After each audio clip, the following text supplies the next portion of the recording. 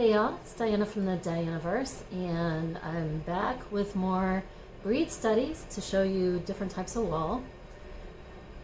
The wool that I'm working with today is a Coastal Salish wool, which I haven't been able to find a lot of information about online. If you know a little bit about it, I'd love for you to leave me some comments below. But it was marked Coastal Salish times Perendale. Now, I can really see the qualities of the Perendale in this particular roving.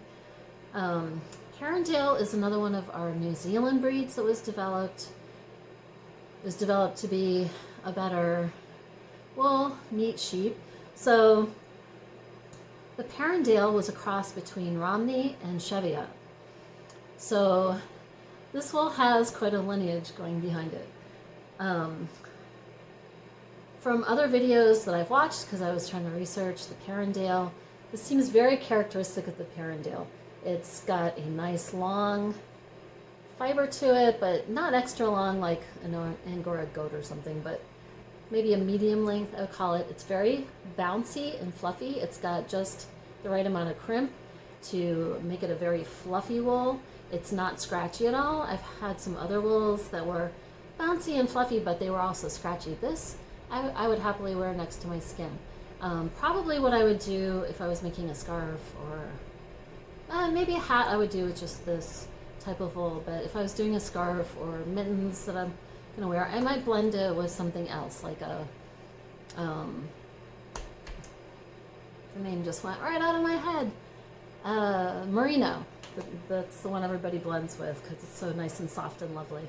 I find this dyes very well, and I'm gonna insert some photos of some natural dyeing that I've been doing with it.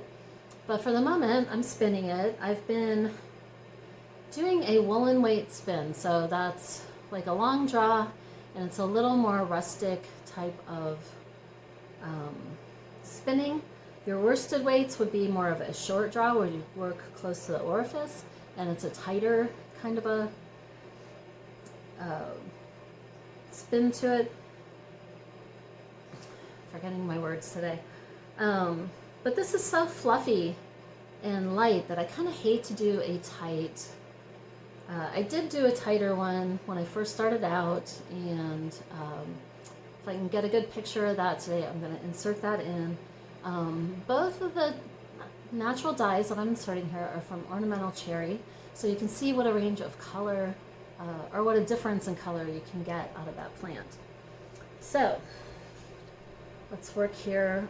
This is an Ashford type wheel that I'm using. You can't see the whole thing here. I was trying to get in close so you can see how I'm doing the draw when I spin it. So get that going. Need my glasses for that. So it's a fairly nice draw. You know, I'm still a fairly beginning spinner and struggle a little bit with keeping an even size to my, and I got a real thick spot right there, so let me try to work that out a bit, because I don't like the super thick and then thin kind of thing. Okay, just have to tear it off and then start again. So I'm going to work, spin out a little bit. Actually, I might, oh, it doesn't want to do it there. Now it is a fairly grabby wool, like once it spins with itself, it's not so easy to kind of work back in and smooth that out like I've done with some other breeds. And it's a very pretty, like very white, if you are looking for white, or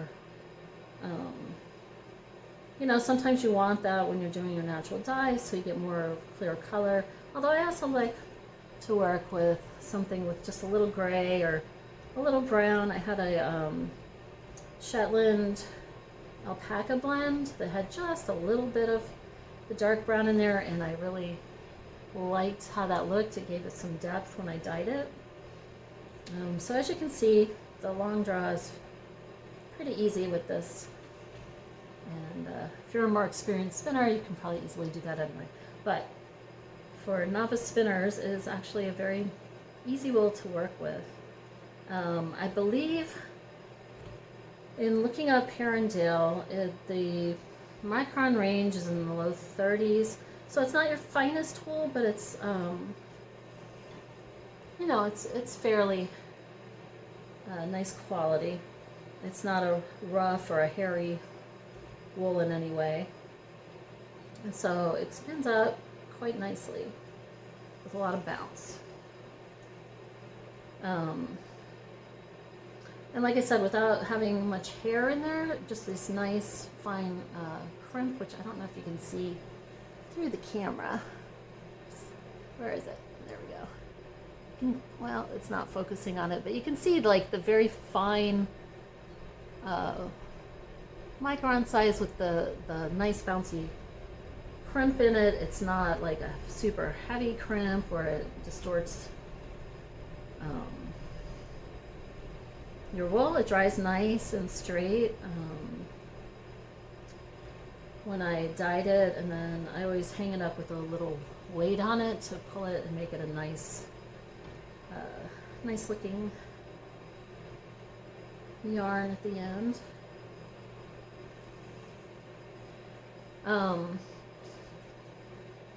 So the Salish have a long history of weaving, and they used native animals, of course, when they were doing their weaving before Europeans arrived. But they did take to the European sheep. Apparently they liked this Perendale, so they blended that in with their domesticated sheep that they started raising once Europeans got here. And I could see how this would make like really nice fluffy sweaters, or they have, I guess you call it a poncho, I'm not sure what they call it, but I've seen like historical photos from early 1900s of the men coming to talk with officials, and they would have these beautiful kind of poncho style vestments that they wore, and they had intricate, beautiful, bold designs. They were very well acquainted with the local plants and dyes, and not like everybody else, you know, started using the chemical dyes later on. But I can see how they would like this particular blend of the Romney and the Cheviot and the Perendale, because it's a very fine, bouncy. When you've got that bounciness, it's very warm. When it used to rain more in Seattle, that would have probably been really lovely to wear. A lot of the ones that I saw pictures of course, were more ceremonial. And I'm no expert on the Salish weaving by any means, but because this was marked Coastal Salish, I'm assuming it's was being grown for local tribal people maybe here. Not sure. Didn't get a lot of history with the wool, but anyway, that is my wool breed for the day that I am sharing with you. Now what I do when I get these big bag of roving is I will break them down into 50-gram bundles. 50 grams is about what will fit on my flyer, on my bobbin, on my wheel. And then I can always ply it or join them together later if I want to. It's a nice size to be able to work with.